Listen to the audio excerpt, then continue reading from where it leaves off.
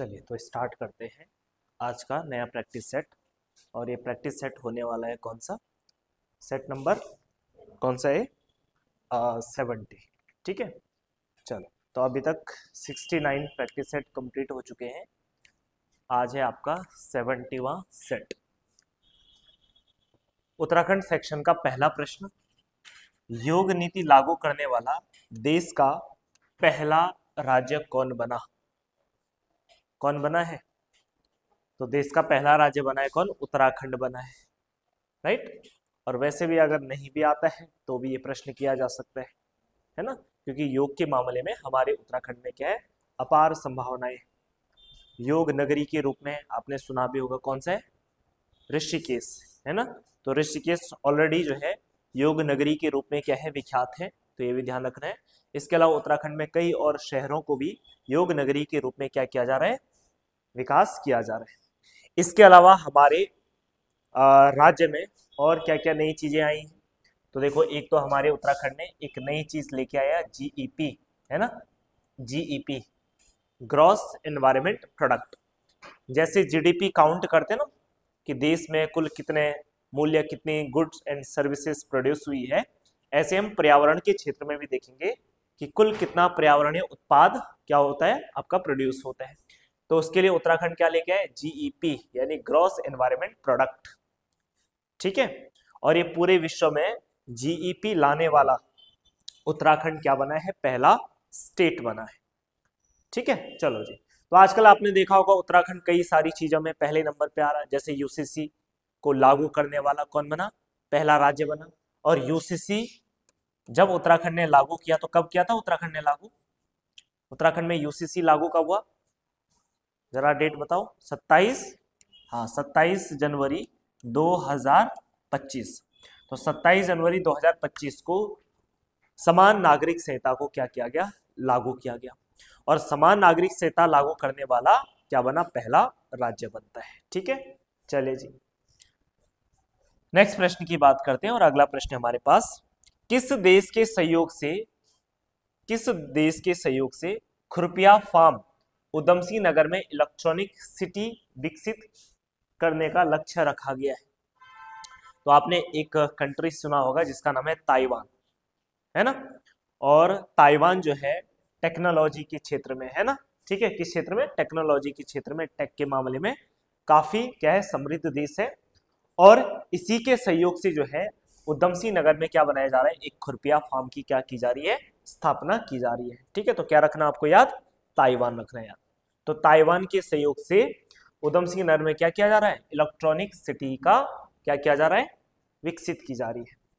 Taiwan की बात करें तो ताइवान आपने मुख्य रूप से किस उद्योग के लिए आपने फेमस सुना है ताइवान को?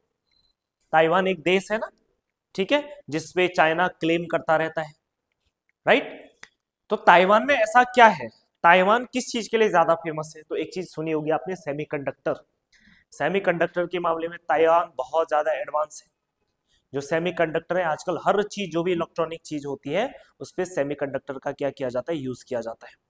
ठीक है, तो एक तरीके से आज के समय में किसी भी देश की अर्थव्यवस्था की क्या है, बैकबोन है क्या, सेमीकंडक्टर। ठीक है, इसलिए आपने लगातार देखा होगा भारत भी क्या कर रहा है, सेमीकंडक्टर के क्षेत्र में उल्लेखनीय कार्य कर रहा है, कर रहा है नहीं कर रहा है ना। और हमने ताइवान से कई सारे समझौते भी किए। अगला प्रश्न आ जाओ, उत्तराखंड के पहले साइंस रेडियो स्टेशन का शुभारंभ कहाँ किया गया है? तो ये कहाँ पे किया गया है, देहरादून में किया गया है। ये बात आपको क्या रखनी है, याद रखनी है। ठीक है, चलो जी। तो ये आपके कुछ करंट अफेयर के प्रश्न थे। ठीक, अब क्वेश्चन नंबर 24, ठीक है, कथन बेस्ड क्वेश्चन है।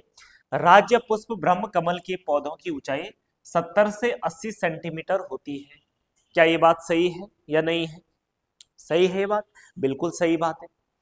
इसके अलावा बात करें तो ब्रह्म कमल के फूल खिलने का समय जुलाई से सितंबर माह तक होता है।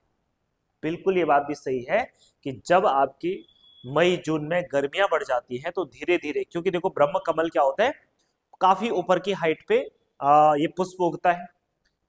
अब हाइट पे लगभग साल भर क्या होती है, बर्फ होती है। लेकिन जब ग्रीष्म ऋतु आ जाती है या भीषण गर्मी जब होती है जून जुलाई के आसपास, तो उस टाइम पे ऊंचे पहाड़ों की बर्फ क्या हो जाती है, पिघल जाती है। ठीक है। और जैसे बर्फ पिघलती है तो उसके बाद आपके वहां विभिन्न प्रकार के घास फूस पुष्प वगैरह क्या आ जाते हैं, उगा जाते हैं। तो उसी टाइम पे होता है ब्रह्म कमल खिलने का समय होता है। ठीक है, तो यानी कि पहला कथन भी सही है, दूसरा कथन भी सही है। तो प्रश्न के हिसाब से देखो कथन 1 और 2 आपकी क्या हो जाएंगे, सत्य हो जाएंगे। ब्रह्म कमल हमारे राज्य का क्या है, हमारे राज्य का क्या है, अच्छा यही भूल गया है ना, हमारे राज्य का क्या राज्य पुष्प है।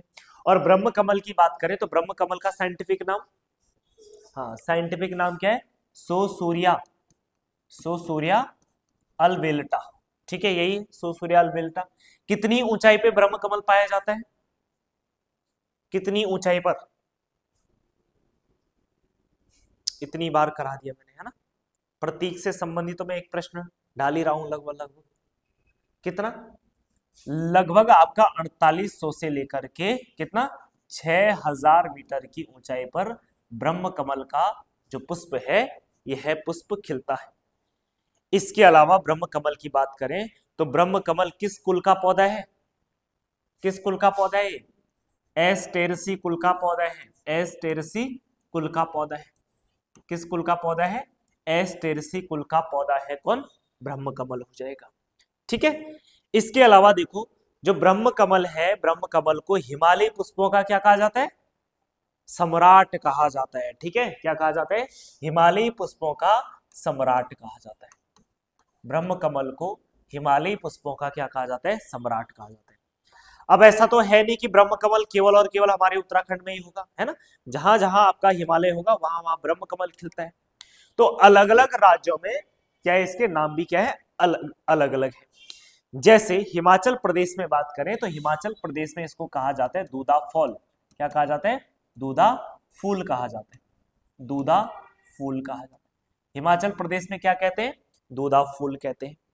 वहीं जम्मू एंड कश्मीर की बात करें तो जम्मू एंड कश्मीर में इसको गलगल कहा जाता है, क्या कहा जाता है, गलगल कहा जाता है। जम्मू कश्मीर में क्या कहते हैं, गलगल कहते हैं। इसके अलावा नेपाल में टोप गोला, नेपाल में क्या कहते हैं, नेपाल में कहा जाता है टोप गोला कहा जाता है। ठीक है, नेपाल में क्या कहा जाता है, टोप गोला कहा जाता है। ठीक है, चलो चलो। इसके अलावा ब्रह्म कमल की बात करें तो ब्रह्म कमल जो है विश्व में इसकी कुल कितनी प्रजातियां पाई जाती है कितनी, 40, अच्छा 40, बांझ नहीं बोल रहा मैं है ना, हाँ वो बांझ है 40 वाला। ठीक, विश्व में 210 प्रजातियां पाई जाती है। वही उत्तराखंड में बात करें तो उत्तराखंड में इसकी कुल कितनी प्रजातियां मिलती हैं, 24। तो उत्तराखंड में कुल जो है 24 प्रजातियां पाई जाती है। कितनी प्रजातियां पाई जाती हैं, 24 प्रजातियां पाई जाती है। इसके अलावा ब्रह्म कमल की बात करें तो अगर आपसे पूछा जाए भाई ब्रह्म कमल मुख्य रूप से किन क्षेत्रों में पाया जाता है तो कहाँ कहाँ पाया जाता है, कहाँ पाया जाता है ब्रह्म कमल, तो देखो एक तो आपको याद रखना है केदारनाथ में, कहाँ मिलता है, केदारनाथ मिलता है। इसके अलावा और कहाँ मिलता है वैली ऑफ फ्लावर, फूलों की घाटी। ठीक है, इसके अलावा Pindari glacier, right, Pindari glacier के अलावा शिवलिंग बेस, शिवलिंग बेस हो जाएगा। तो ये कुछ स्थान है जहां पे क्या मिलता है, हमारा ब्रह्म कमल पाया जाता है, जहां पे ब्रह्म कमल मिलता है। इसके अलावा और क्या याद रखेंगे आप कि स्थानीय भाषा में ब्रह्म कमल को क्या कहते हैं, स्थानीय भाषा में, स्थानीय भाषा में आम लोग क्या बोलते हैं, कौल पदम। ठीक है, तो स्थानीय भाषा में ब्रह्म कमल को, स्थानीय भाषा में ब्रह्म कमल को कौल पदम कहा जाता है, क्या कहा जाता है, कौल पदम कहा जाता है। और वही महाभारत के वन पर्व में इसको क्या कहा गया है हाँ सौगंधिक पुष्प, क्या कहा गया है, सौगंधिक पुष्प कहा गया है, सौगंधिक पुष्प कहा गया, राइट। चलिए, तो ये आपको याद रखना है। इसके अलावा जैसे हमारा राज्य पुष्प क्या है, ब्रह्म कमल है, ऐसे ही अगर आपसे पूछा जाए कि राज्य तितली कौन सी है, राज्य तितली, हाँ क्या भूली, किसकी भूली है, हाँ कौन सी है, कॉमन पिकॉक कहते हैं, राज्य तितली। ठीक है, राज्य तितली, राज्य तितली कौन सी है, कॉमन पिकॉक। और अब इसका नाम जो है प्रॉपर नाम रखा गया है और इसी को क्या बोलते हैं, वुली वेंडेड पिकॉक। क्या कहते हैं, woolly ended peacock, woolly ended peacock कहा जाता है। ठीक है, वुली वेंडेड पिकॉक। तो हमारी राज्य की राज्य तितली कौन सी है, वुली वेंडेड पिकॉक है। ठीक है, चलो जी। इसके अलावा इसका साइंटिफिक नाम क्या है, पेपिलियो वाइनर। साइंटिफिक नाम है Papilio winer. Papilio winer is the scientific name of common peacock. ठीक है, तो कॉमन पीकॉक का साइंटिफिक नाम है पेपिलियो वाइनर। इसके अलावा उत्तराखंड सरकार ने 2016 में, है ना, एक बटरफ्लाई पार्क बना रखा है। क्या बना रखा है, बटरफ्लाई पार्क। कहां पर है बटरफ्लाई पार्क, बटरफ्लाई पार्क कहां पर है देहरादून में। देहरादून में कहां पे, लच्छीवाला में। ठीक है, तो ध्यान रखना, जो लच्छीवाला पार्क है यहीं पे आपको बटरफ्लाई पार्क मिल जाएगा, और ये कब बनाया गया, 2016 में बनाया गया। ठीक, तो अगर आज आपने राज्य पुष्प और दूसरा क्या, जो राज्य तितली है, इसके बारे में पढ़ लिया अच्छे से, तो हो गया, फिर आपका काम बन गया। ठीक, चलो अगले प्रश्न में आ जाते हैं हम। और नेक्स्ट प्रश्न है हमारे पास, चमोली जनपद की विधानसभा सीटों में से आरक्षित विधानसभा सीट कौन सी है, तो बताओ भाई। आरक्षित विधानसभा सीट दोनों है। अच्छा, दोनों कैसे हो जाएंगे, दोनों आरक्षित कर देंगे, दोनों तो नहीं करेंगे ना आरक्षित, तीन तो कुल चमोली में विधानसभा सीट दोनों को है। थराली, ठीक है, तो थराली कैसी है आपकी, थराली आपकी आरक्षित सीट हो जाएगी, ये आपको याद रखनी है ना। अब तीन में तीन, दो नहीं हो सकते ना आरक्षित, है ना, तो थराली क्या है आपकी आरक्षित सीट हो जाएगी। चमोली की बात करें तो चमोली में कुल कितनी विधानसभा सीट है, 3 विधानसभा सीटें। एक थराली है, एक आपका बद्रीनाथ है, और तीसरी विधानसभा सीट कौन सी है, कर्णप्रयाग। तो याद रखना, तीसरी विधानसभा सीट है आपकी कर्णप्रयाग हो जाएगी। चमोली के बगल में ही एक और जनपद है, कौन सा है, रुद्रप्रयाग। तो रुद्रप्रयाग में बताओ आप कितनी विधानसभा सीट है, रुद्रप्रयाग में कुल कितनी विधानसभा सीट है। हाँ, रुद्रप्रयाग में कितनी है, 2 विधानसभा सीट है। 2 कौन कौन सी है, देखो रुद्रप्रयाग का कितना आसान है, एक तो स्वयं केदार है ना, केदारनाथ, एक तो केदारनाथ हो जाएगी, केदारनाथ विधानसभा सीट, और दूसरी सीट कौन सी है, दूसरी खुद रुद्रप्रयाग है ना। तो रुद्रप्रयाग में कोई दिक्कत है, कोई दिक्कत वाली बात नहीं, कितना आसान है, केदारनाथ और रुद्रप्रयाग। ठीक, चमोली में भी आसान है, देखो एक तो बद्रीनाथ, केदारनाथ बद्रीनाथ तो है ही है विधानसभा सीट। ठीक, उसके अलावा बस आपको एक थराली याद रखना, और एक नीचे की तरफ आ जाओगे तो कर्णप्रयाग हो जाएगा। नीचे वाला इलाका चमोली का कर्णप्रयाग के अंदर आ जाएगा, है ना। वहीं जो पूर्वी वाला हिस्सा है, जब आप कर्णप्रयाग से पूर्व यानी कुमाऊं की तरफ जाओगे, तो जो वो वाला क्षेत्र पड़ता है वो थराली के अंतर्गत पड़ जाता है। और जब आप कर्णप्रयाग से ऊपर जोशीमठ की तरफ जाओगे, तो ये वाला इलाका जो है बद्रीनाथ विधानसभा सीट के अंतर्गत आ जाएगा। ठीक है, चलो अगले प्रश्न पे आ जाते हैं। नेक्स्ट प्रश्न, निम्न में से कौन सी उत्तराखंड विधानसभा की समिति है, तो उत्तराखंड विधानसभा की समिति कौन सी है बताओ जरा। देखो, विधानसभा मतलब जो विधानसभा की समितियां होती है, सबसे पहले संस्कृत भाषा प्रोत्साहन समिति। ठीक है, क्या ये विधानसभा की समिति है, तो बिल्कुल है ना। ठीक है, तो पहला वाला भी सही बात है। पर्यावरण संरक्षण समिति, ये भी आपकी क्या है, विधानसभा की क्या हो जाएगी, समिति हो जाएगी। ठीक है, उसके बाद क्या सौर ऊर्जा समिति है, तो ये वाली नहीं है ना, तो ये नई समितियां होंगी आपकी, तो ये वाली समिति विधानसभा की समिति नहीं है। और उसके बाद चौथा है सूचना प्रौद्योगिकी संबंधी समिति, ये भी विधानसभा की समिति है। तो इसका मतलब सही आंसर होगा 1 2 4, तो 1 2 4 1 2 4 1 2 4 1 2 4, तो डी वाला ऑप्शन आपका सही हो जाएगा। ठीक है, तो संस्कृत भाषा प्रोत्साहन समिति, पर्यावरण संरक्षण समिति और सूचना प्रौद्योगिकी समिति, ये तीनों समितियां जो है ये किसकी समिति है, विधानसभा की समिति है। विधानसभा के बारे में कई बार आपको बता चुका हूं कि विधानसभा की कुल कितनी सीटें हमारे राज्य में, कुल कितनी विधानसभा सीटें, 70 विधानसभा सीटें। और सबसे ज्यादा विधानसभा सीट कौन से जनपद में, हरिद्वार में, है ना। और सबसे कम क्या है, सबसे कम भी बताओ है, सबसे कम है, हाँ चंपावत में कितनी है, एक सबसे कम है रुद्रप्रयाग, चंपावत, बागेश्वर, दो दो सीटें हैं बस। ठीक है, चलो अगले प्रश्न में आ जाओ।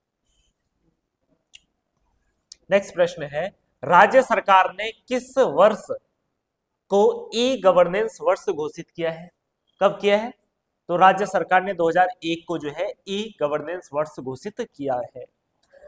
अगला प्रश्न आ जाओ, लोक नृत्यों के संदर्भ में निम्न कथनों पे क्या करना है, हमें विचार करना है। तो जरा विचार करते हैं। सबसे पहले, बुढ़ियात नृत्य जौनसार में शुभ अवसरों पे किया जाता है, क्या ये बात सही है, तो बिल्कुल सही है ना। बुढ़ियात नृत्य जो भी शुभ अवसर, शादी विवाह जन्मोत्सव कोई भी उत्सव है, हर उत्सव में बुढ़ियात नृत्य किया जाता है। झुमेलो नृत्य जंबालिका श्रेणी का नृत्य है जिसे नवविवाहित कन्याओं द्वारा किया जाता है, तो ये बात भी बिल्कुल सही है ना। झुमेलो जो नृत्य है ये मायके के प्रति अगाध प्रेम को क्या करता है, प्रदर्शित करता है। ठीक है, चलो जी। सिपैया नृत्य देश प्रेम की भावना से उत्प्रोत है, बिल्कुल सही बात है। रासो नृत्य उत्तरकाशी जिले के टकनौर क्षेत्र में किया जाता है, तो ये बात भी बिल्कुल क्या हो जाएगी, सही हो जाएगी। तो यानी कि यहाँ पे चारों क्या है आपके, कहाँ है, क्या लिखा था, क्या बताना है यहाँ पे, गलत है, तो कोई भी गलत नहीं है, तो डी वाला ऑप्शन आपका क्या हो जाएगा, करेक्ट हो जाएगा। ठीक, इसके अलावा एक और नृत्य बताया था मैंने, कौन सा नृत्य, जो जौनसार में किया जाता है, दीपक नृत्य। ठीक है, इसके अलावा सैना गीत कहां पे होता है, जौनसार में किया जाता है, तांदी है, तांदी, छोपती, रवाई जौनपुर, और छपेली, छपेली नृत्य कुमाऊं क्षेत्र में किया जाता है। ठीक है, अगला प्रश्न, एक ऐसा गीत जब पहाड़ी क्षेत्र में महिलाएं घास काटने जाती है तो दूर पशु चराते पुरुषों पर नजर पड़ती है, तो वह उसका परिचय इस गीत के माध्यम से पूछती है, कौन सा है, बताया था ना, है बताया था, याद है कुछ है, कौन सा है, कौन सा है, दूड़ा गीत हो जाएगा। और दूड़ा गीत को ही क्या कहा जाता है, बाजूबंद गीत कहा जाता है, क्या कहा जाता है, बाजूबंद गीत कहा जाता है ना। याद है ना, जिस दिन चित्र बनाया था यहाँ पे, है याद है, हाँ ठीक है, कैसे भूल सकते हैं, नहीं भूल सकते ना। ठीक है, तो ये आपका दूड़ा गीत हो जाएगा, बाजूबंद हो जाएगा। बाजूबंद को ही दूड़ा गीत कहा जाता है। और ये बाजूबंद गीत कहाँ पे गाए जाते हैं, कहाँ पे गाए जाते हैं बाजूबंद, है कौन सा, टिहरी में नहीं, रवाई जौनपुर जौनसार वाले क्षेत्र में जो है बाजूबंद गीत गाया जाता है। ठीक, इसी को दूड़ा गीत भी कहा जाता है। तो ऐसे गीत हैं जो वनों में गाए जाते थे। ठीक है, उसके बाद कुलाचार की बात करें तो कुलाचार प्रकार के जो गीत होते हैं ये कब किए जाते हैं, जब नव वर्ष आता है, हिंदू कैलेंडर के हिसाब से जब नव वर्ष आता है, कब आता है नव वर्ष, चैत माह में आता है ना, चैत संक्रांति। तो चैत संक्रांति ही हिंदू कैलेंडर के हिसाब से नव वर्ष होता है। और जब ये दिन आता है तो उस दिन है ना, जो आपके क्या होते हैं, औजी लोग होते हैं, ये अपने यजमानों के यहाँ ढोल दमाओं लेकर के क्या करते, बजाते हैं, और साथ में क्या करते, गीतों का गायन करते हैं, यानी शुभकामना देते हैं, है ना। इन्हीं गीतों को क्या कहा जाता है, चैती पसारा भी कहा जाता है। ठीक है, चैती पसारा भी कहा जाता है, चाहो तो इन्हीं गीतों को विरुदावली भी कहते हैं। और जो ये गीत होते हैं कैसे होते हैं, श्रृंगार प्रधान गीत होते हैं, है ना। अब लोग नए नए साल में आ रखे तो क्या श्रृंगार करके आएंगे ना, श्रृंगार मतलब नए कपड़े, साथ में इनकी महिलाएं भी आती हैं, वो नृत्य करती हैं, है ना, ये ढोल बजाएंगे तो बड़ा अच्छा माहौल होता है। तो ये कैसे गीत होते हैं, श्रृंगार प्रधान नृत्य गीत होते हैं, कुलाचार या विरुदावली, या इन्हीं को चैती पसारा कहा जाता है। वहीं थड़िया नृत्य की बात करें तो थड़िया नृत्य कहाँ होता है, कहाँ होता है थड़िया नृत्य, थड़िया नृत्य होता है गढ़वाल क्षेत्र में, कहाँ होता है, गढ़वाल क्षेत्र में किया जाने वाला नृत्य है। ठीक है, और जनरली यह जो नृत्य होता है महिलाओं के द्वारा समूह में किया जाता है। और इस प्रकार के नृत्यों में जो प्राचीन समय में वीर पुरुष हुए हैं उनकी गाथाओं का क्या किया जाता है, गायन किया जाता है। ठीक है, ये थड़िया नृत्य हो जाएगा। और वहीं बैर गीत की बात करें तो जो बैर गीत होता है वो कैसा होता है, ये तर्क प्रधान गीत होता है, कैसा होता है, तर्क प्रधान गीत होता है। और यह जो गीत है कहाँ गाए जाते हैं? कुमाऊं क्षेत्र में गाए जाते हैं। और मैंने आपको ये भी बताया था कि इस प्रकार के जो गीत होते हैं इनमें जो व्यक्ति जीत जाता है उसको क्या बोलते हैं? बैरिया कहा जाता है। क्या कहा जाता है? बैरिया कहा जाता है। ठीक है, क्या कहा जाता है? बैरिया कहा जाता है। अगला प्रश्न, निम्न में से चीला, निम्न में से चीला या चिलड़ा क्या होता है? तो क्या है चीला या चिलड़ा? बताओ भाई। है चीला या चिलड़ा क्या होता है? यह है क्या है आपका? एक खाद्य व्यंजन है। क्या है? एक खाद्य व्यंजन है, लेकिन ध्यान रखना कहाँ का खाद्य व्यंजन है? ये एक कुमाऊनी नमकीन खाद्य व्यंजन है। कुमाऊनी नमकीन खाद्य व्यंजन है। कुमाऊनी नमकीन खाद्य व्यंजन है। कैसा है? कुमाऊनी नमकीन खाद्य व्यंजन। ठीक है, इसके अलावा देखो ऐसे ही मतलब इससे मिलते जुलते कई सारे हमारे पास व्यंजन और हो जाते हैं। जैसे आपने अगर सुना हो तो क्या आपने ये सुना है चूड़ा? चूड़ा सुना है आपने? चूड़ा या चिवड़ा, है ना, जो भी बोलना है आप बोल सकते हैं। चूड़ा या चिवड़ा क्या होता है? चूड़ा या चूड़ा है? चावल होता है। कैसे बनता है? हाँ, है धान ऐसे ऐसे करके, हाँ कूट करके, है ना, सीधे धान को कूटना है। हाँ, पहले क्या किया जाएगा? एक तसले पे जो है इनमें आग में क्या किया जाता है? पहले भुना जाता है। पहले सीधे भुनेंगे नहीं, पहले जो है इसको भिगो के रखा जाता है। पहले जो आपकी धान होती है ना, धान, धान को क्या बोलते हैं? क्या बोलते हैं? धान, चावल। धान को चावल नहीं बोलते। हाँ, स्थानीय भाषा में धान को क्या बोलते हैं? साटी बोलते हैं ना, सट्टी। क्या बोलते हैं? साटी बोलते हैं। तो आप सबसे पहले जब भी नई धान होती है ना, जनरली एक परंपरा है, जब भी धान की पौध तैयार हो जाती है, धान आपका तैयार हो जाते हैं, मड़ाई वगैरह हो जाती है, तो उसके बाद जो नया धान होता है ना, उसको क्या किया जाता है? भिगो के रखा दिया जाता है ना, 1-2 दिन तक। फिर भिगो के रख दिया, उसके बाद उसको एक तसले में क्या किया जाता है? भुना जाता है। भुनने के बाद तुरंत गर्मा गर्म उसको क्या करना है? कूटना है। कूटने के बाद उसका क्या हो जाएगा? छिलका बाहर आ जाएगा और जो धान है वो चपट जाएगा ना, है ना, और ऐसे फ्लैट हो जाता हो। उसी को क्या बोला जाता है? चूड़ा या चिवड़ा। चाहो तो इसी को बुखड़ा, बुखड़ा, और जौनसार में क्या बोलते हैं? बुकना बोलते हैं। ठीक है, नॉर्मली गढ़वाल में क्या बोलते हैं? बुखड़ा। जौनसार में क्या बोलते हैं? बुकना। जौनसार में क्या कहा जाता है? बुकना, बुकना। ठीक है, बुकना कहा जाता है। और वैसे इधर क्या बोलते हैं? बुखड़ा भी बोलते हैं। क्या बोलते हैं? बुखड़ा भी कहा जाता है। ठीक, ये ध्यान रखना। तो चूड़ा या चिवड़ा किससे तैयार किया जाता है? धान से ये तैयार किया जाता है। किससे तैयार किया जाता है? धान से तैयार किया जाता है। इसके अलावा एक और होता है जिसको बोलते हैं चुड़कानी। क्या बोलते हैं? चुड़कानी। एक और व्यंजन होता है मिलता जुलता, जिसको बोलते हैं चुड़कानी। और चुड़कानी क्या होता है? भात, भटकी। देखो चुड़कानी जो होता है ये भात के साथ खाए जाने वाला एक तरल व्यंजन होता है। भात के साथ खाया जाने वाला, खाया जाने वाला तरल व्यंजन होता है। ठीक है, भात के साथ खाए जाने वाला ये क्या होता है? आपका तरल व्यंजन होता है।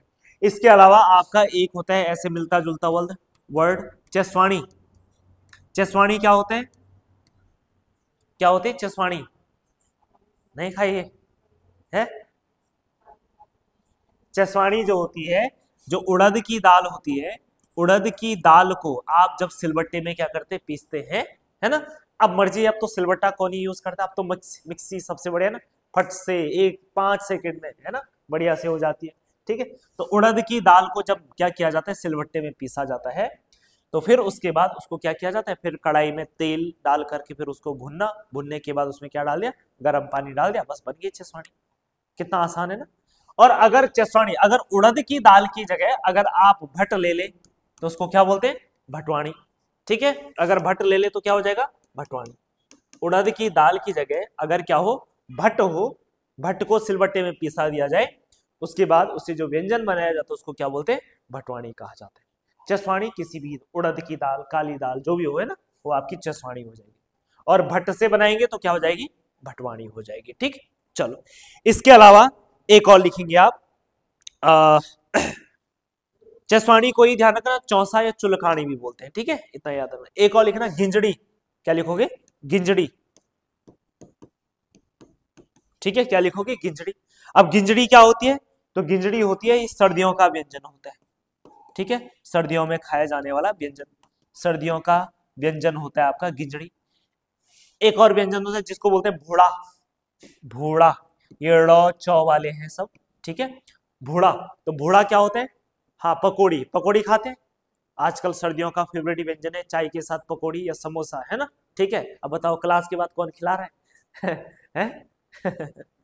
चलो ठीक है, भोड़ा। तो भोड़ा की बात करें तो भोड़ा जो है क्या होता है? पकौड़ी। पकौड़ी को क्या बोला जाता है? भोड़ा कहा जाता है। ठीक, तो ये कुछ महत्वपूर्ण आपके क्या है? व्यंजन है, क्योंकि चिला चिलड़ा से संबंधित जो थोड़ा आपको क्या कर सकते हैं? कंफ्यूज कर सकते हैं।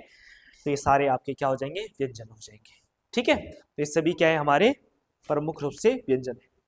अगले प्रश्न पे आ जाते हैं। नेक्स्ट प्रश्न है, उत्तराखंड में प्रचलित प्रमुख भोज्य पदार्थों के संदर्भ में कौन सा विकल्प सही सुमेलित नहीं है? सबसे पहले आ जाते हैं कि कच्चे मक्के के दाने से बना सादा व्यंजन पटुड़ी कहलाता है। ठीक है, कहलाता है पटुड़ी? तो बिल्कुल कहलाता है। अच्छा, ऐसे पटुड़ी हमने कहीं और भी सुना था, अगर आपको याद हो तो। पटुड़ी नाम का एक कैरेक्टर है किसी में, है? पटुड़ी नाम का कैरेक्टर है या नहीं? किसको याद आवे ना? सुना है? ऐसे कैसे हो सकता है? क्लास में सुना होगा आप, नहीं सुना? जीतू बगड़वाल नृत्य पढ़ा था? जीतू बगड़वाल नृत्य में जब मैं पढ़ा रहा था, डिफरेंट टाइप के कैरेक्टर, जीतू बगड़वाल, उनका छोटा भाई शोभनू, बहन शोभनी, और जीतू बगड़वाल की पत्नी, वही तो थी पटुड़ी, है ना? हाँ, वो अलग पटुड़ी है। ठीक है, हाँ, वो अलग पटुड़ी है। जीतू बगड़वाल की पत्नी कौन थी? पटुड़ी, है ना? जीतू बगड़वाल की प्रेमिका कौन थी? भरणा, है ना? शाली भरणा। याद है कुछ? अब देखो, भरणा देख कितनी जल्दी याद आ गया ना। ठीक है, हाँ, तो पटुड़ी एक कैरेक्टर वहां भी था जीतू बगड़वाल में। ठीक है, याद रखने। यात्रा काल, तो ये बात सही है, कच्चे मक्के के दाने से बना जो सादा व्यंजन होता है उसको पटुड़ी कहते हैं। और एक पटुड़ी जीतू बगड़वाल में भी कैरेक्टर है। ठीक है, यात्रा काल शुभ कामनाओं का प्रतीक व्यंजन कौन सा होता है? शैया होता है। ठीक है, शैया, यानी कुमाऊनी क्षेत्र में एक परंपरा है कि अगर कोई व्यक्ति क्या कर रहा है? यात्रा कर रहा है, तो यात्रा करते समय या तो उसका मुंह मीठा कर दो भाई, है ना, इस व्यंजन से, या रास्ते में खा लेना, है ना? तो इसको क्या माना जाता है? शुभ कामना का प्रतीक माना जाता है। ऐसे ही एक और होता है जिसको बोलते हैं सिंगल। क्या कहा जाता है? सिंगल। अब सिंगल जो व्यंजन होता है, ये कुमाऊं क्षेत्र में हर त्योहार में, हर धार्मिक उत्सव में, ठीक है, या कोई भी समारोह, हर उत्सव में इस सिंगल व्यंजन को बनाया जाता है। एक मीठा व्यंजन है ये भी। ठीक है, चलो। गेहूं के हरी बाली को आग में भूनकर बना व्यंजन क्या होता है? उमी, है ना? इसको कहा जाता है उमी। उमी जनरली क्या होता है कि जब भी गेहूं की कटाई होती है, तो जो शुरू में ना, शुरू की जो गेहूं की कटाई होती है, थोड़ा हरा हरा काट लेते हैं ना, और उसको क्या किया जाता है? भुना जाता है। भूनने के बाद सबसे पहले उसको भगवान को अर्पित किया जाता है, और उसके बाद लोग खाते हैं। काफी टेस्टी होता है वो भी, है ना? उसी को उमी कहा जाता है। ठीक, चलिए जी।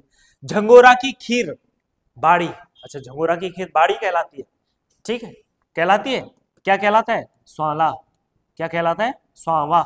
क्या कहलाता है? क्या लिखा मैंने? स्वावा। ठीक है, स्वावा कहलाता है। ठीक है, तो ध्यान रखना आपको। अच्छा, नहीं, ठीक नहीं हुआ, सावा, सावा। ठीक है, सावा हो जाएगा। झंगोरी की जो खीर होती है इसको सावा कहते हैं। और वहीं बाड़ी की बात करते हैं तो बाड़ी क्या होती है?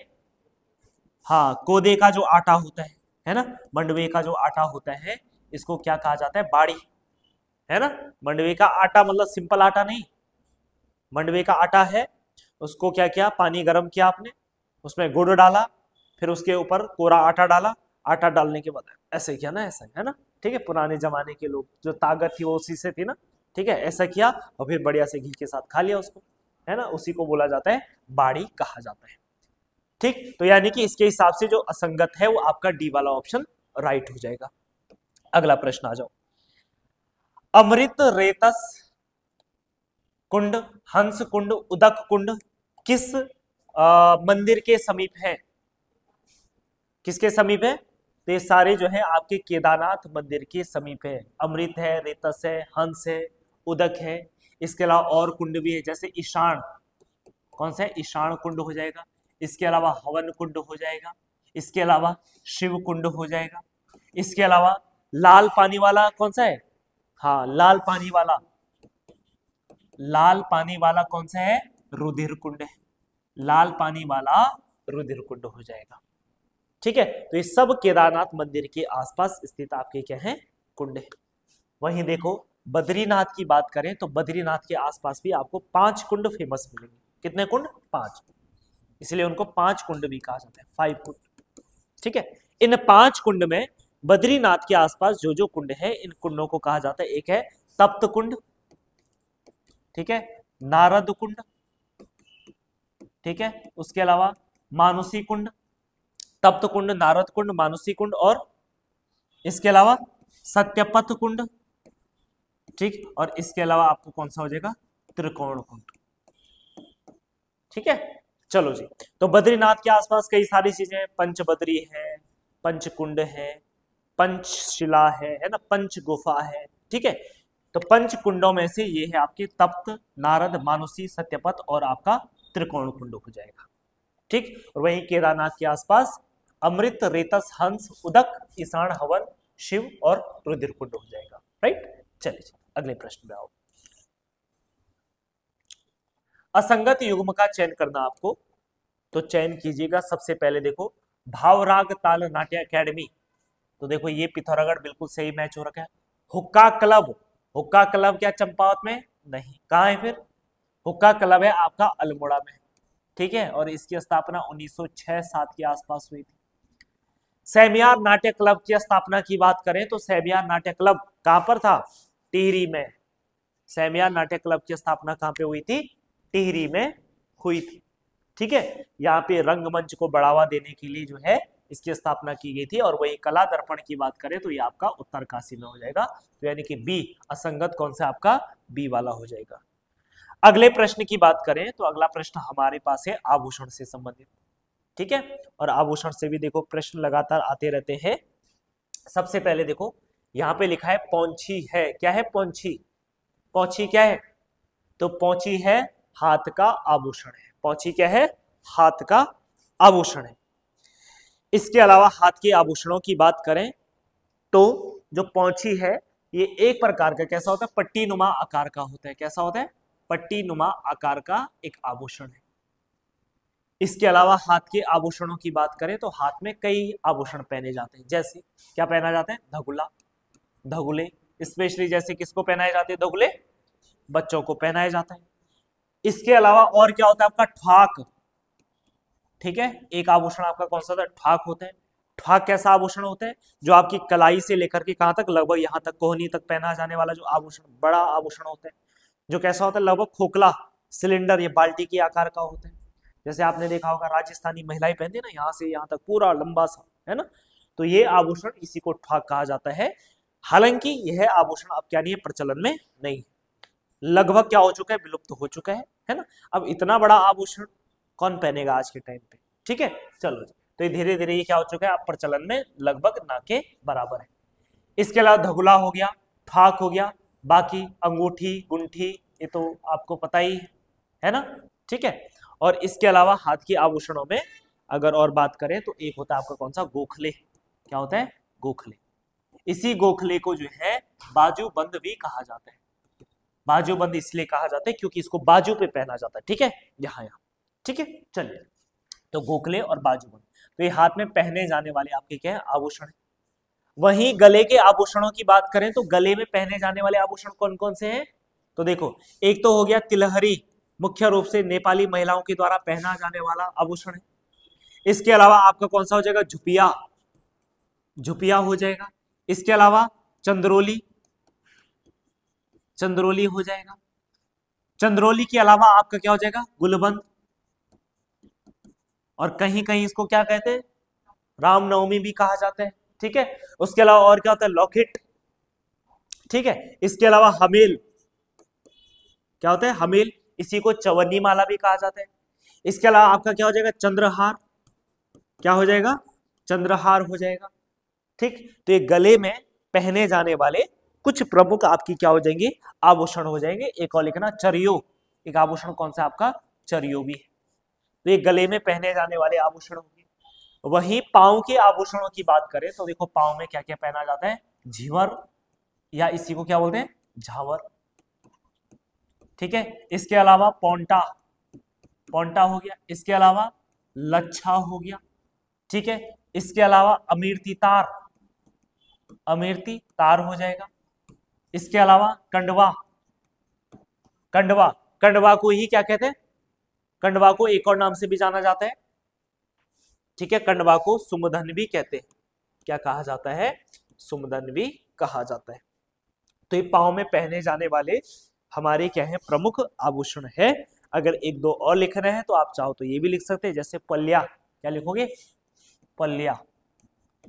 इसके अलावा इमरती, इमरती। बाकी आपके पाजेब या पैजबी जिसको बोला जाता है ना। और भी लिखना है जैसे पुलिया, और भी लिखना है आपको पैजाम। ठीक है, तो ये पांव में पहने जाने वाले क्या हैं, प्रमुख आभूषण हो जाएंगे। पांव में पहने जाने वाले प्रमुख आभूषण ये हो जाएंगे। ठीक है, चलो जी, यहां तक कोई दिक्कत है, ठीक। अगला प्रश्न आ जाओ, प्रश्न संख्या 35। भवानी दत्त थपलियाल द्वारा रचित जय विजय नाटक गढ़वाली भाषा का प्रथम नाटक नहीं है। इज इट राइट, गलत हो जाएगा ना, है ना। ये है, था, यहां पे क्या बोल रहा है, नहीं है। गढ़वाली भाषा का पहला जो नाटक था वो जय विजय था, जो कि भवानी दत्त थपलियाल के द्वारा लिखा गया। तो पहला वाला बिल्कुल गलत हो जाएगा। कुछ उदार कुछ उकाल कविता के रचयिता पृथ्वी सिंह केदारखंडी है, तो ये बात बिल्कुल सही है। तो इसका मतलब एक तो गलत है, दूसरा सही है। एक गलत, दो सही, यानी ए इज द राइट आंसर हो जाएगा। ठीक है, चलो जी, ए क्या हो जाएगा आपका, बिल्कुल सही आंसर हो जाएगा। राइट, चलिए जी, इसके बाद अगले प्रश्न पे आ जाते हैं। रंगडारी, रंगडारी दियो हो अलवेलियन में, अलवेलियन कुमाऊनी होली संग्रह लोकप्रिय पुस्तक के लेखक कौन है, कौन है, कौन है बताओ, है कौन है, कोई नहीं है, कोई तो होगा ना, गिरीश तिवारी गिरदाजी। ठीक है, तो गिरीश तिवारी गिरदाजी कुमाऊनी होली संग्रह, जिसका नाम क्या है, रंगडारी दियो हो अलवेलियन, इसके क्या है, रचयिता है। गिरीश तिवारी गिरदा की बात करें तो ये एक महत्वपूर्ण साहित्यकार हैं उत्तराखंड के। ठीक है, 1945 में इनका जन्म हुआ और 1945 में इनका जन्म जो है कहां पे होता है, अल्मोड़ा में होता है। गिरीश तिवारी गिरदा की कुछ महत्वपूर्ण किताबें हैं, जैसे इनमें से एक किताब कौन सी है, कौन सी है, नगाड़े खामोश है, सुना है, नगाड़े खामोश है, नगाड़े खामोश है, नगाड़े खामोश है। इसके अलावा एक और पुस्तक है इनका, धनुष यज्ञ। ये दोनों इनके क्या है, नाटक है। ठीक है, नगाड़े खामोश है, धनुष यज्ञ, ये दोनों इनके क्या है, नाटक है। इसके अलावा बाकी इनकी और रचना भी है, जैसे कविताएं हैं, हमारी कविता के आखिर, हमारी कविता के आखिर, हमारी कविता के आखिर। इसके अलावा, ठीक है, इसके अलावा शिखरों के स्वर। ठीक है, कौन सा है, शिखरों के स्वर, शिखरों के स्वर, शिखरों के स्वर भी इनका क्या है, रचना है। ये इतने इंपॉर्टेंट साहित्यकार हैं। 2022 में उत्तराखंड सरकार के द्वारा इनको उत्तराखंड गौरव सम्मान दिया गया, उत्तराखंड गौरव सम्मान से इनको क्या किया गया, विभूषित किया गया। तो 2022 में उत्तराखंड सरकार के द्वारा इनको उत्तराखंड गौरव सम्मान दिया गया। क्या दिया गया, उत्तराखंड गौरव सम्मान दिया गया। इसके अलावा देखो एक व्यक्ति और हैं जिनका नाम है धरणीधर चंदोला। और धरणीधर चंदोला की बात करें तो इन्होंने जो है गढ़वाली गीतों की, ठीक है, गढ़वाली गीतों की स्वरावली तैयार करी। गढ़वाली गीतों की स्वरावली क्या करी इन्होंने, तैयार करी। ठीक है, गढ़वाली गीतों की स्वरावली तैयारी की। इसके अलावा इन्होंने एक वाद्य यंत्र भी बनाया और उस वाद्य यंत्र का नाम क्या था, विचित्र वेला। विचित्र वेला जो वाद्य यंत्र था, वाद्य यंत्र है, ठीक है, इसका निर्माण किसने किया? धरणीधर चंदोला ने। वहीं अगर हम बात करें रणवीर सिंह बिष्ट की, तो जो रणवीर सिंह बिष्ट हैं, रणवीर सिंह बिष्ट क्या थे? हमारे राज्य के सबसे महत्वपूर्ण चित्रकारों में से एक थे, है ना। तो ये क्या है? हमारे चित्रकार। और इन्होंने इतनी अच्छी अच्छी पेंटिंग से चित्रकारी करी है या पेंटिंग्स की किताबें लिखी हैं, तो इसीलिए उत्तराखंड भारत सरकार के द्वारा इनको 1991 में क्या दिया गया? पद्मश्री दिया गया है। और चित्रकारी में पद्मश्री प्राप्त करने वाले क्या थे? पहले व्यक्ति थे हमारे राज्य से। अब इनके कुछ महत्वपूर्ण चित्र हैं, जैसे पहाड़ी शीत से बचने का सहारा। जैसे एक चित्र इनका क्या है? पहाड़ी शीत से बचने का सहारा, बचने का सहारा, पहाड़ी शीत से बचने का सहारा, एक तो ये हो जाएगा।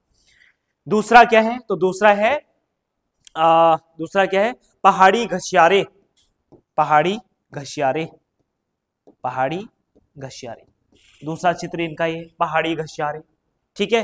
इसके अलावा पहाड़ी लोक नृत्य, इसके अलावा क्या है? पहाड़ी लोक नृत्य, पहाड़ी लोक नृत्य, ठीक है, पहाड़ी लोक नृत्य। तो ये इनके बारे में आप क्या रखोगे? अच्छे से याद रखोगे, ठीक है। चलो जी, इतनी बात क्लियर है। अगले प्रश्न पे आ जाओ, ठीक है। नेक्स्ट प्रश्न है हमारे पास, और प्रश्न क्या है? तो चंद राजाओं ने जगन्नाथ मिस्री से कौन सा मंदिर बनवाया था? कौन सा मंदिर बनवाया था? बताओ जरा। चंद राजाओं ने जगन्नाथ मिस्री से कौन सा मंदिर बनवाया था? है कौन सा मंदिर बनवाया था? बालेश्वर मंदिर बनवाया था, ठीक है। तो चंद राजाओं ने जगन्नाथ मिस्री से कौन सा मंदिर बनाया था? बालेश्वर मंदिर बनवाया था, राइट। चले जी, और बालेश्वर मंदिर कहां पर है? चंपावत में हो जाएगा। पूर्णागिरि मंदिर की बात करें तो जो पूर्णागिरि मंदिर है वो टनकपुर के पास में है। किस शिखर पर है? अन्नपूर्णा शिखर पर। किस शिखर पर है? अन्नपूर्णा शिखर पर स्थित है। और ऐसा माना जाता है कि यहाँ पे मां सती का कौन सा अंग गिरा था? नाभि वाला भाग गिरा था, ठीक है। यहाँ पे मां सती का नाभि वाला अंग गिरा था, पूर्णागिरि मंदिर। वहीं गर्जिया देवी की बात करें तो गर्जिया देवी का मंदिर कहां पर है? कहां है गर्जिया देवी?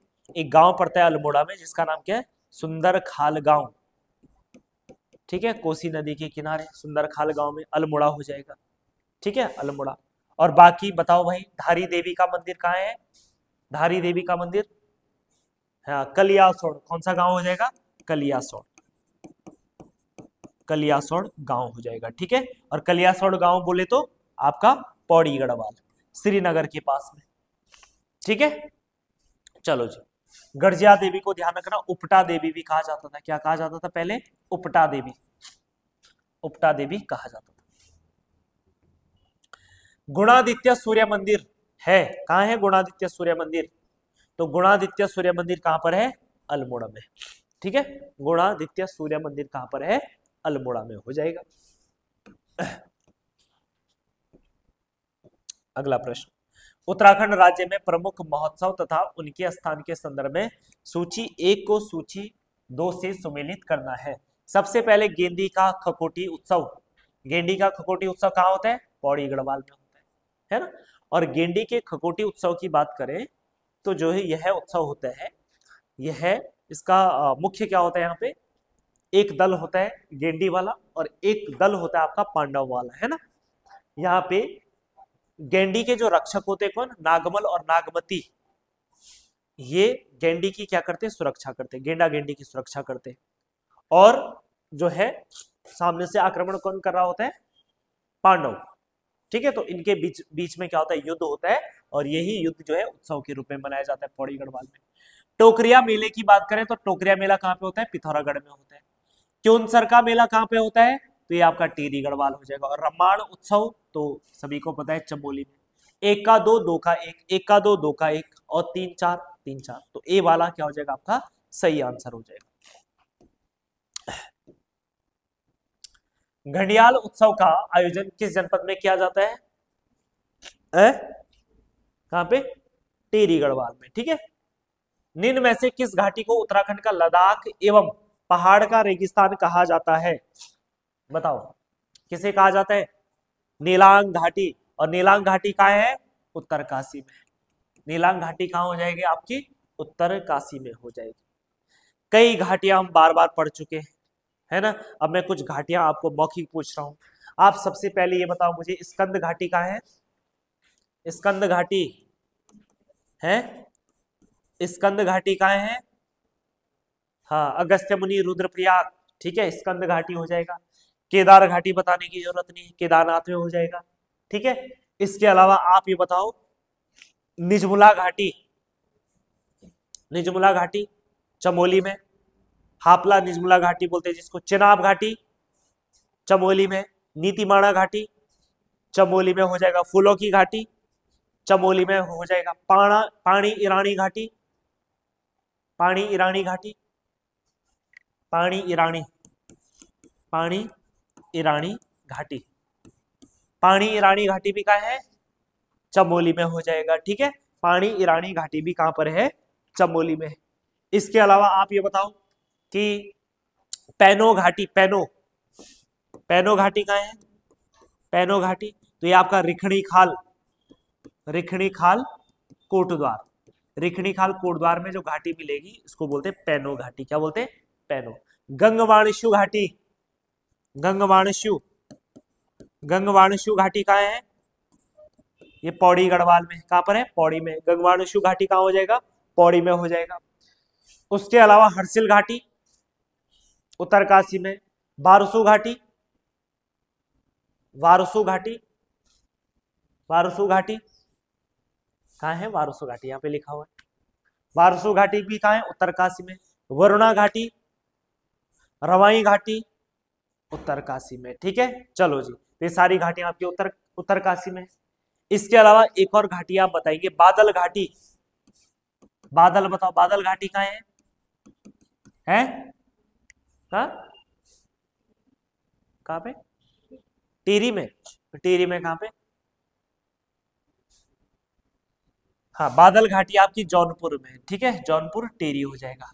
गौरा घाटी, गौरा घाटी बताओ, गौरा घाटी, गौरा घाटी, गौरा घाटी है चक्राता, जौनसार क्षेत्र, ठीक है। चलो जी, इसके अलावा और कोई घाटी याद आ रही है? हाँ, कहाँ आई याद है ना? राड़ी घाटी का है, राड़ी है उत्तरकाशी में, ठीक है। गगास घाटी, गगास कहाँ है? गगास अल्मोड़ा में। कहां पर? बगवाली पोखर में। अल्मोड़ा में बगवाली पोखर में गगास घाटी है, ठीक है। गगास हो गया। गगास के बाद एक और घाटी, गिवाण घाटी। गिवाण घाटी कहाँ है? गिवाण घाटी अल्मोड़ा में। कहां पर? चौखुटिया, चौखुटिया में यह घाटी, ठीक है। गगास बगवाली पोखर में, गिवाण चौखुटिया में, और एक और घाटी बरारो घाटी। बरारो घाटी कहाँ है? बरारो घाटी, तो बरारो घाटी कहां पर है? यह है सोमेश्वर, और सोमेश्वर कहां? अल्मोड़ा में, ठीक है। तो देखो, ये कुछ महत्वपूर्ण घाटियां हैं।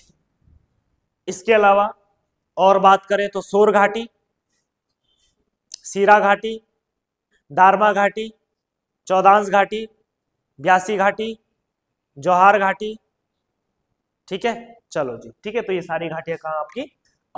पिथौरागढ़ में हो जाएंगी। अगला प्रश्न आ जाओ, सेलाधुरा किस जनपद में स्थित है? तो सेलाधुरा की बात करें भाई, तो सेलाधुरा आपका कहां पर है? पिथौरागढ़ में स्थित है, ठीक है। तो देखो, दर्रों की बात करें तो दर्रे हमारे पास कुछ इंपॉर्टेंट हो जाते हैं, क्योंकि यहाँ पे अभी बात पिथौरागढ़ की हो रही है, तो इसीलिए हम पिथौरागढ़ के दर्रे देख लेते हैं एक बार, ठीक। पिथौरागढ़ के दर्रों की बात करें तो सबसे पहले ध्यान रखना, जो लगभग चमोली और पिथौरागढ़ के बीच में ही पड़ता है, कुछ पार्ट आपका पिथौरागढ़ में पड़ जाएगा, कुछ चमोली में पड़ जाएगा, है ना। वो दर्रा आपका किंगरी बिंगरी। तो किंगरी बिंगरी आपका कहां पर है? चमोली में भी है और पिथौरागढ़ में भी है। अब पेपर में जो भी आ जाए तो आप उस हिसाब से अपना आंसर करना है ना। मोस्टली पेपर में अभी तक चमोली वाला हिस्सा ही आया है, ठीक। तो ये ध्यान रखना आपको, किंगरी बिंगरी। इसके अलावा देखो, अगर हम और दर्रों की बात करें तो और दर्रों में जैसे ऊंटा व जयंतिया, जैसे ऊंटा एवं जयंतिया हो जाएगा, एक दर्रा आपका ये हो जाएगा ऊंटा व जयंतिया। ऊंटा व जयंतिया के बाद है लंपिया धुरा कौन सा हो जाएगा? लंपिया धुरा हो जाएगा। ठीक, बेसिकली अभी वाला मैं जो इधर बता रहा हूं ये पिथौरागढ़ और तिब्बत को आपस में जोड़ा हुआ है। ऊंटा व जयंतिया, लंपिया धुरा, लंपिया धुरा के बाद अगला धुरा है दारमा। ठीक है, दारमा नवी धुरा। ठीक है, इसके अलावा ठीक है मंछा धुरा, इसके अलावा कौन सा हो जाएगा? मंछा धुरा हो जाएगा, मंछा धुरा हो जाएगा। मंछा धुरा के बाद सेला धुरा हो जाएगा। इसके अलावा आपका कौन सा हो जाएगा? लिपुलेख। ठीक, तो ये जितने भी दर्रे आपको दिख रहे हैं ये पिथौरागढ़ और तिब्बत को आपस में जोड़ता है। वहीं अगर बात करें तो इधर आपका एक जनपद पड़ता है जिसको क्या बोलते हैं? चंपावत बोलते हैं। चंपावत के साथ जो दर्रा आता है उसको क्या बोलते हैं? लास्पा, लास्पा धुरा कहते हैं। इधर कौन सा जनपद आता है? यहां आता है बागेश्वर, और बागेश्वर के साथ जो दर्रा पड़ता है उसको क्या बोलते हैं? ट्रेल पास। क्या कहा जाता है? ट्रेल पास कहा जाता है। इधर कौन सा जनपद है? चमोली, और चमोली के साथ जो जो दर्रे कनेक्ट होते हैं इनको बोला जाता है सबसे पहला बाराहोती। क्या बोलते हैं? बाराहोती। कितना होती? 12 होती है ना। दूसरा आपका कौन सा हो जाएगा? टोपी डुंगा। तीसरा दर्रा है आपका कौन सा? मारचियो। ठीक है, और चौथा कौन सा है आपका? लातू धुरा। ये पिथौरागढ़ की क्या है? आपके धुरे। कुछ धुरे ऐसे हैं जो इंटरकनेक्टेड है, जो किसको जोड़ते हैं? दारमा और ब्यास। सबसे पहले देखो इधर दारमा घाटी है और इधर कौन सी घाटी है? इधर है ब्यास घाटी। अब दारमा और ब्यास को जोड़ने वाला जो दर्रा है इसको क्या बोलते हैं? सिनला कहा जाता है। क्या कहा जाता है? सिनला कहा जाता है। ठीक है, इसके अलावा एक और घाटी है जिसको बोला जाता है कुटी। क्या कहा जाता है? कुटी। इधर आपकी एक और घाटी है जिसको कुटी कहा जाता है। और दारमा और कुटी को आपस में जोड़ने का जो काम करता है वो कौन करता है? नामाधुरा। कौन करता है? नामाधुरा। इधर दारमा घाटी है, इधर आपकी लिस्सर घाटी है। कौन सी घाटी है? लिस्सर घाटी। अब दारमा और लिस्सर को आपस में जोड़ने वाला जो धुरा है उसको क्या बोलते हैं? गंगाचल। उसे क्या कहा जाता है? गंगाचल कहा जाता है। ठीक, तो पिथौरागढ़ की क्या है? प्रमुख दर्रे हो जाएंगे। ठीक है, चलो अगले प्रश्न पे आ जाओ। निम्न में से सूची 1 को सूची 2 से हमें क्या करना है? सुमेलित करना है। सबसे पहले देखो, आपने एक शिला तो सुनी होगी, और सुनी ना सुनी हो तो चंद्रशिला तो सुना ही होगा, है ना। शिला अगर एक भी सुना होगा आपने तो चंद्रशिला कहाँ है? तुंगनाथ, रुद्रप्रयाग सबसे टॉप की चोटी है चंद्रशिला तुंगनाथ, यानी कि बी का एक कहीं है, बी का एक, तो देखो इसमें भी है, इसमें भी। दूसरी काली शिला, तो काली शिला तो भाई काली मठ में ही होगी ना, तो ये हो जाएगा। 3 का 4 तो है कहीं पर, बी का 1 और 3 का 4, बी का 1 और 3 का 4, तो केवल एक में ही है भाई, ये कहाँ कर रहा हूं मैं इधर। ठीक है, तो ए वाला आपका राइट आंसर हो जाएगा। तो गरुड़ शिला हो जाएगा आपका कहां पर? बद्रीनाथ में। चंद्रशिला आपका तुंगनाथ में हो जाएगा, काली शिला काली मठ में हो जाएगी, और नारद शिला आपका कहां हो जाएगा? बद्रीनाथ में हो जाएगा, है ना। नारद शिला भी आसान है क्योंकि जहां बद्री होंगे, जहां नारायण होंगे वहां नारद भी होंगे, है ना। ठीक है, तो इससे भी आप मैच कर सकते थे। नारद यानी कि डी का 2, देखो डी का 2 इसमें और इसमें आ रहा है, ऐसे भी नेगलेक्ट किया जा सकता है। ठीक है, नारद शिला हो जाएगा। ठीक है, चलो जी, तो कौन सा ऑप्शन सही हुआ? ए वाला। अगला प्रश्न आ जाओ। गरुड़ चट्टी एवं फूल चट्टी झरना स्थित है, कहां है गरुड़ चट्टी और फूल चट्टी झरना? बताओ, गरुड़ चट्टी और फूल चट्टी। गरुड़ चट्टी और फूल चट्टी जो झरना है वो आपका कहां पर है? तो ये आपका ऋषिकेश में हो जाएगा। कहां हो जाएगा? ऋषिकेश में हो जाएगा। ठीक है, इसके अलावा बात करें तो देखो उत्तरकाशी में, मैं अगर झरनों की बात करें तो उत्तरकाशी में आपने सुना होगा खराड़ी, खराड़ी झरना। ठीक है, इसके अलावा मंदाकिनी हो जाएगा, मंदाकिनी झरना हो जाएगा। इसके अलावा और कौन सा है? शंखधारा, शंखधारा जलप्रपात भी आपको कहां मिलेगा? उत्तरकाशी में ही मिलेगा। ठीक है, इसके अलावा एक और याद रखना, खेड़ी, खेड़ी झरना, ये भी आपका कहां है? उत्तरकाशी में। वहीं चमोली में बात करें तो चमोली में जो झरने हैं, एक आपका कौन सा हो जाएगा? वसुधारा। इसके अलावा एक कौन सा है? सलधार, वसुधारा और सलधार हो जाएगा। उसके अलावा पिथौरागढ़ की बात करें तो पिथौरागढ़ में कौन कौन सी झरने हैं, तो पिथौरागढ़ में कई सारे झरने हैं, जैसे भीलछड़ा हो गया, भुरमुनी हो गया, ठीक है, जौरूथा हो जाएगा, इसके अलावा बिरथी हो जाएगा, ठीक है, बिरथी हो जाएगा, भीलछड़ा, भुरमनी, जौरूथा, बिरथी, ठीक है, गुरना, गराऊं, ये कुछ महत्वपूर्ण आपके झरने कहां पे हो जाएंगे, पिथौरागढ़ में हो जाएंगे, ठीक है। चल अगला प्रश्न आ जाओ। अब आपको ये बताना है कि अल्मोड़ा में कौन से नौले हैं। सबसे पहले पंथ्योरा नौला, ये भी अल्मोड़ा में है, सुनारी नौला, ये भी अल्मोड़ा में है, उदय नौला, ये भी अल्मोड़ा में है, और उमापति नौला, ये भी अल्मोड़ा। तो सभी आपके क्या हो जाएंगे, राइट आंसर हो जाएंगे, ठीक है। चलो जी, D is the right answer. अगला प्रश्न आ जाओ। डाक पत्थर में आसन बैराज पर बनी झील प्रवासी पक्षियों के लिए प्रसिद्ध है, यह बैराज कब बना, तो यह बैराज बनता है 1967 में। कब बनता है, 1967 में इस बैराज का क्या किया जाता है, निर्माण किया जाता है। वहीं आसन को जो है क्या घोषित किया गया, वेटलैंड साइट घोषित किया गया है ना, ठीक है, तो इसको वेटलैंड बनाया गया है। वेटलैंड क्या किया जाता है, कंजर्व किया जाता है, और आसन वेटलैंड को देखो कंजर्व किया जाता है, दलदली जो भूमि है इसको कंजर्व करने को ही वेटलैंड कहा जाता है। और ध्यान रखना, आसन को 2005 में क्या किया गया, कंजर्व किया गया, और ये हमारे राज्य का क्या था, पहला वेटलैंड आरक्षित क्षेत्र था, ठीक है। 2005 में इसकी स्थापना की गई। लगभग 444 हेक्टेयर इसका क्या है, क्षेत्रफल है। अगला प्रश्न आ जाओ। प्रसिद्ध कौसानी किन दो नदियों के संगम पे है, बताओ। क्या अलकनंदा व गंगा, बिल्कुल नहीं। अलकनंदा और गंगा के संगम पे कौन सा है, बताओ। देवप्रयाग, अगर मैं गंगा को भगीरथी मान लूं तो देवप्रयाग हो जाएगा। गंगा और यमुना का संगम होता है, कहां पे होता है? हाँ ठीक है, कहां पे होता है, प्रयागराज में होता है, ठीक है। तो ये संगम होता है प्रयागराज में होता है, ठीक है। यमुना और रिखनाड़, और इनके बीच में भी कौसानी नहीं आता है ना, और इनमें से कोई नहीं, तो यानी कि डी वाला he is the right answer हो जाएगा।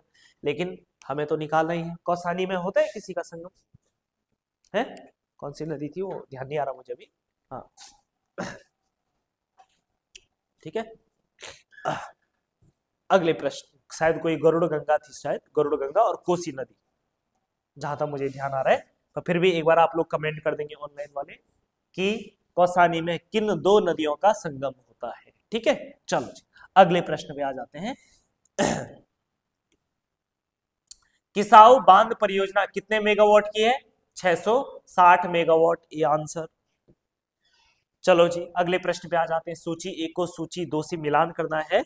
सबसे पहले बगोली एवं पाटुली डैम किस पे है, पिंडर नदी पर है, ठीक है। चलो जी, तो ए का 4 मिल रहा है कहीं, देखो ए का 4 मिलाना था बस आपको, D is the right answer हो गया। ए का 4 केवल एक में ही है ना, खत्म प्रश्न, ठीक है।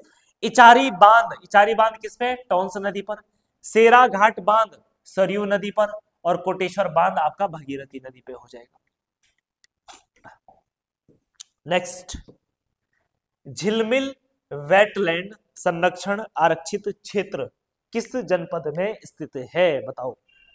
है किस जनपद में स्थित है, कौन से जनपद में स्थित है, तो ये आपके हरिद्वार में स्थित हो जाएगा। झिलमिल वेटलैंड संरक्षण आरक्षित क्षेत्र, ठीक है, तो ये कहां पर है, हरिद्वार में। यहां पे आपको एक बात याद रखनी है कि हम संरक्षण आरक्षित क्षेत्र की बात करें तो हमारे राज्य में अभी 4 क्षेत्रों को संरक्षण आरक्षित क्षेत्र घोषित किया गया है ना। और ये 4 क्षेत्र कौन से हैं और कब बने, तो सबसे पहले देखो बात करें हम तो सबसे पहले 2005 में, याद रखना 2005 में सबसे पहले जो है आसन वाला क्षेत्र जो है, आसन को क्या किया गया, वेटलैंड संरक्षित क्षेत्र घोषित किया गया। तो आसन वेटलैंड संरक्षित क्षेत्र, ठीक है। और इसका जो कुल क्षेत्रफल है वो लगभग 444 वर्ग हेक्टेयर है। कितना, 444 वर्ग हेक्टेयर। 2005 में ही आपको क्या याद रखना है, एक और घोषित किया गया, कौन सा आपका झिलमिल वाला। झिलमिल को भी क्या बनाया गया, वेटलैंड संरक्षण आरक्षित क्षेत्र बनाया गया। और झिलमिल का जो क्षेत्रफल है यह है लगभग कितना, 3783 हेक्टेयर, 3783 वर्ग हेक्टेयर हो जाएगा। झिलमिल के बाद अगला जो है 2012 में बनाया गया, और 2012 में जिसे बनाया गया उसका नाम है सीतावनी संरक्षण आरक्षित क्षेत्र। सीतावनी संरक्षण आरक्षित क्षेत्र। और सीतावनी संरक्षण जो आरक्षित क्षेत्र है इसका कुल क्षेत्रफल कितना है, 5824 वर्ग हेक्टेयर। कितना है, 5824 वर्ग हेक्टेयर हो जाएगा। सीतावनी संरक्षण आरक्षित जो क्षेत्र था इसका पहले नाम क्या था, पवालगढ़। पहले क्या था इसका नाम, पवालगढ़। पुराना नाम था पवालगढ़। 2024 में इसका नाम क्या रखा गया, सीतावनी रखा गया।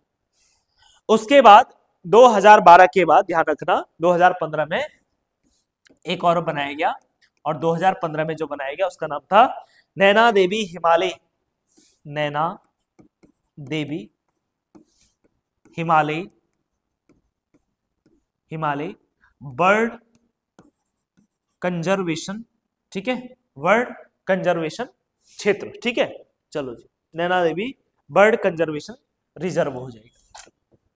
ठीक है, रिजर्व हो जाएगा। और इसकी स्थापना कब होती है, 2015 में, और ये कहां पर है, नैनीताल में हो जाएगा।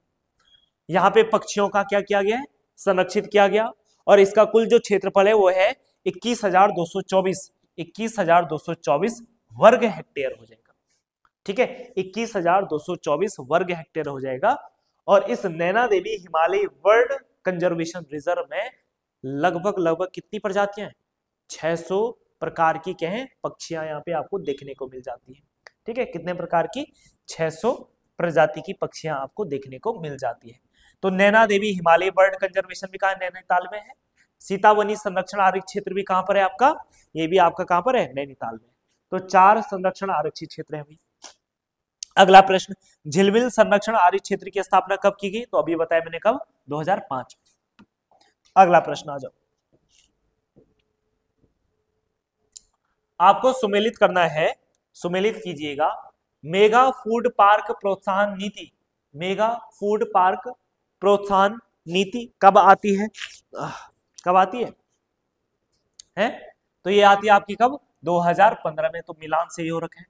नई पर्यटन नीति 2023 बिल्कुल ठीक है, जो 2030 तक वैलिड है। ठीक है, उत्तराखंड सूचना एवं प्रौद्योगिकी ये आपका 2018 बिल्कुल ठीक है। उत्तराखंड मत्स्य नीति 2002, तो यानी कि सभी सही है, तो ए वाला आपका राइट आंसर हो जाएगा। अगला प्रश्न, पर्वतमाला योजना का उद्देश्य क्या है?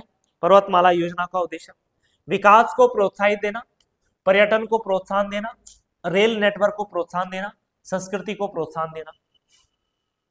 बताओ, पर्वतमाला योजना का उद्देश्य है पर्यटन को प्रोत्साहन देना। ठीक है, चलो जी।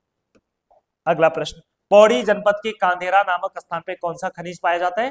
तो एस्बेस्टोस मिलता है। सी इज द राइट आंसर। आर्थिक सर्वेक्षण 2023-24 के दौरान राज्य में सबसे कम प्रति व्यक्ति आय वाले 3 जनपद, तो सबसे कम जो है आपका रुद्रप्रयाग का है, फिर बागेश्वर, फिर आपका अल्मोड़ा हो जाएगा। ठीक है, तो ए इज द राइट आंसर हो जाएगा। अगला प्रश्न, राष्ट्रीय राजमार्ग 94 यमुनोत्री को नया नाम दिया गया है। देखो, पहले यमुनोत्री के लिए जो राष्ट्रीय राजमार्ग जाता था उसका नाम था 94, लेकिन अब उसका नाम चेंज किया गया है। वो क्या किया गया, 134 किया गया है ना। आजकल ही मैं 4 धाम यात्रा करवा रहा हूं आपको, तो मैंने आपको बताया था। तो देखो, ऋषिकेश से जब हम आगे बढ़ते हैं तो इधर से एक रोड जाती है, ये जा रही गंगोत्री, तो गंगोत्री वाली है कितनी, 34, नेशनल हाईवे नंबर 34। इधर आपके उत्तरकाशी में ही धरासू बैंड के आसपास से एक रोड और करती है यमुनोत्री के लिए। ठीक है, ये यमुनोत्री है, ये गंगोत्री है, और ये कितना, ये 134 बनाया गया। इधर बद्रीनाथ के लिए जो रोड जा रही है ना, रुद्रप्रयाग तक लगभग सेम है बद्रीनाथ केदारनाथ के लिए। ये कितनी है, नेशनल हाईवे नंबर 7। ठीक, और ये बद्रीनाथ, इधर आपका बद्रीनाथ हो गया, तो बद्रीनाथ तो 7 जा रहा पूरा। रुद्रप्रयाग से केदारनाथ के लिए जो हाईवे जा रहा है, ठीक है, इसको क्या नाम दिया गया है, 107। बस ये याद रखना आपको। ठीक है, तो बद्रीनाथ के लिए 7, केदारनाथ के लिए 107।